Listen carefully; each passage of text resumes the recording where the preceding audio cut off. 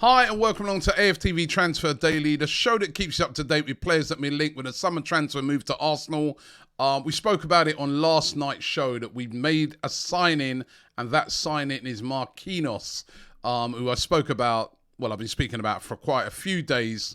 The Brazilian winger has been signed by Arsenal. It was going to be made official very shortly, and the valuation on their reported fee is 6.3 million, but Arsenal actually paid less than that, round about £3 million to bring in the very, very talented Brazilian to Arsenal. Another Brazilian in. Whether he sort of comes straight into the first team or whether they sort of put him in the under-23, send him on loan, we're going to have to wait and see because he's a very young player.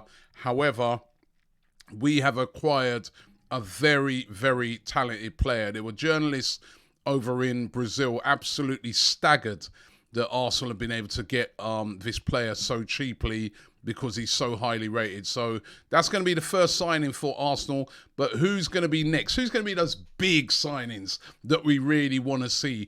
And we've been linked with a load of players today. Raphina has been linked with Arsenal. Now, don't get me wrong. I would love to see this happen. I'm not sure if it will happen, but I would love to see it happen. He's an excellent player. 11 goals and 3 assists last year for Leeds.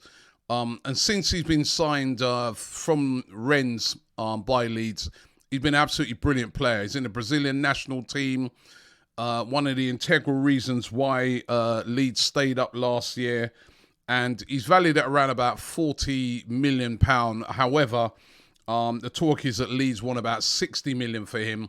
He's been linked with like Barcelona, but there's a lot of sort of mystery around Barcelona at the moment. And are they going to be able to sign players? I mean, they've been linked with players like Lewandowski, and I noted that the president of La Liga came out a couple of days ago and said, listen, they can't afford to do that. They'll break all kind of rules. We knew that they were in a lot of financial problems.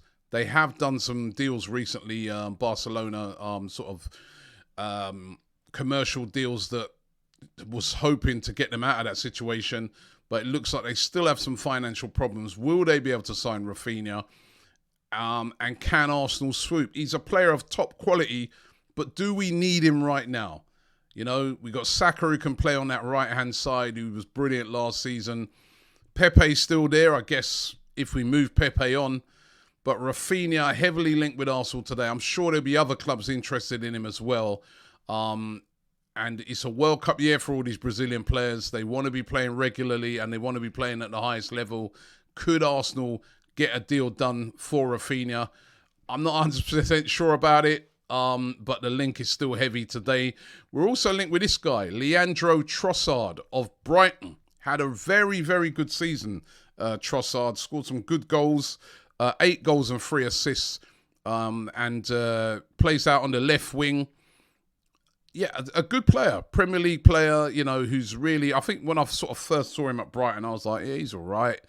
But he's really, really grown as a player. And, you know, as I said, had a successful season last year. Only 12 months left on his current deal. So that's that vulnerable status that I keep talking about with a lot of players. He's into that category. And Arsenal said to be showing a lot of interest in Trossard.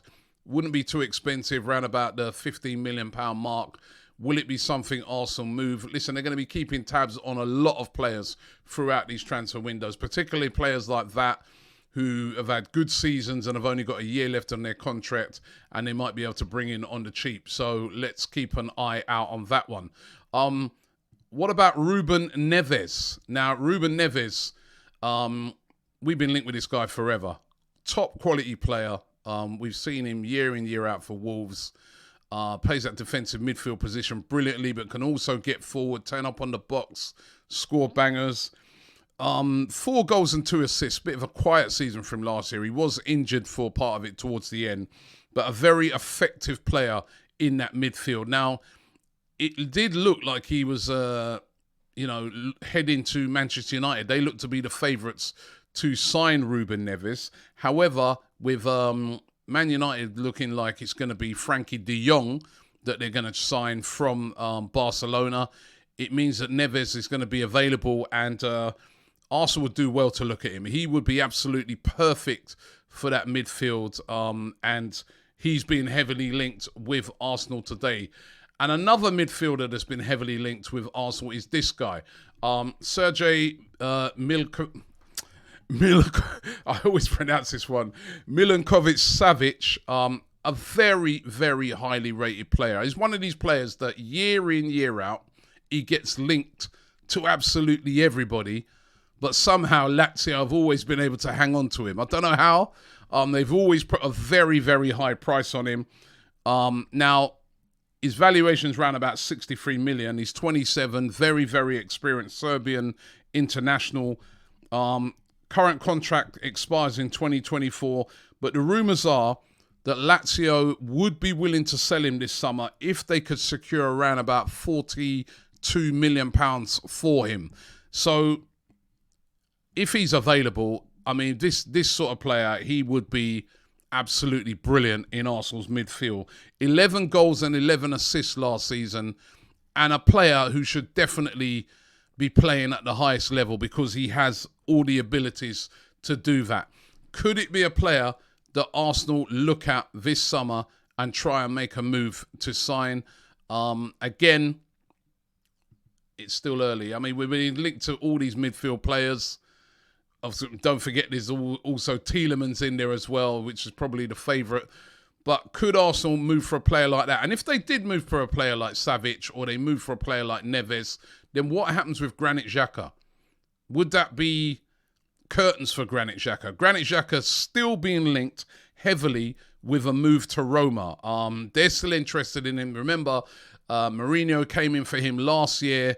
It looked like that was going to get done. It looked like Granit Xhaka was heading to Roma. He himself said he was sort of halfway through the door. Mikel Arteta persuaded him to stay, and he stayed at the club. He said the other day in a recent interview that he's happy, he loves the club.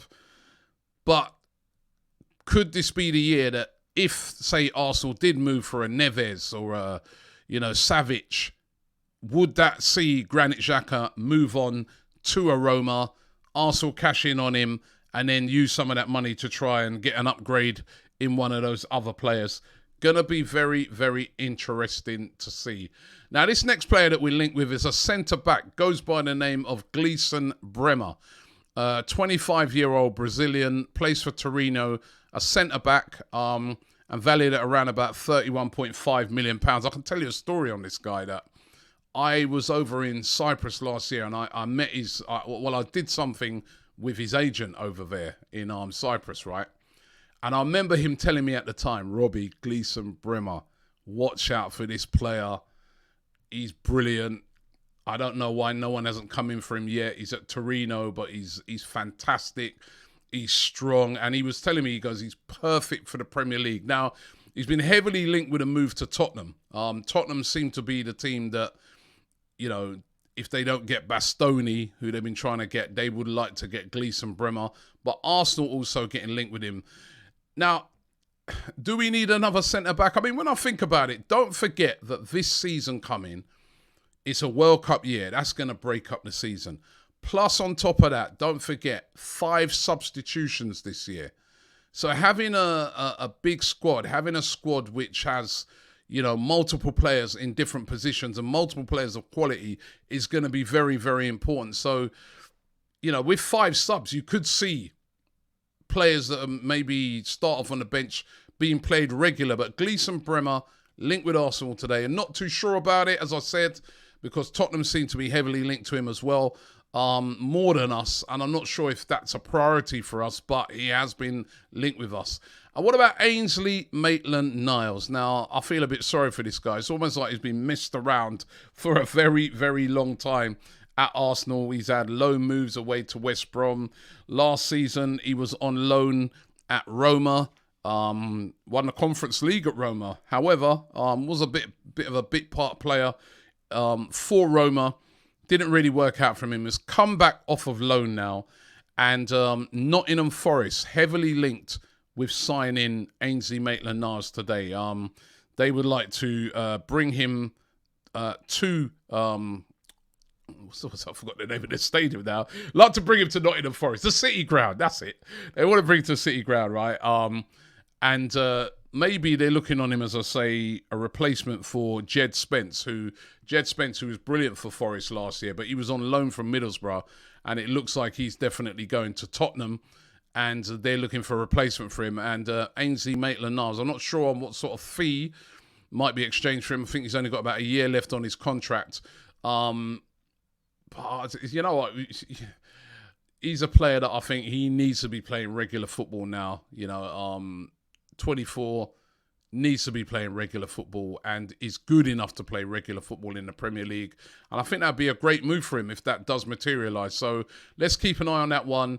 Ainsley Maitland-Niles could be on his way out, making his way to Nottingham Forest. And on actually movements and stuff like that, it was interesting. There was a story in the Mail newspaper yesterday talking about how apparently Mikel Arteta's very, very unhappy, is what they were saying. Now, how they got this story, I don't know, because when you kind of read into the story, you don't really see a lot of substance to it. You don't really see any sort of definitive sources for the story. However, they are reporting it and sort of saying that he's a bit angry at the moment with the owners of the club, with Stan Kroenke, and just not happy that they're sort of dragging their heels. The talk is that there's an indecision in the summer market. The owners, Stan Kroenke and Josh, dragging their heels and insisting that every signing has to be signed off by them. And, Mikel Arteta sort of expressing, unhappiness that, if this keeps going on, he's going to miss out on some top targets. Now, I don't know whether this is true or not. As I said, there's not a lot of basis to the rumour, but then we don't know. And if it is the case, we can't have that happening right now. This is one transfer window when the owners have to be decisive. Give Mikel Arteta and give Edu the tools that they need to get the players in. In other words, give them the money and just let them get the players in as quickly as possible.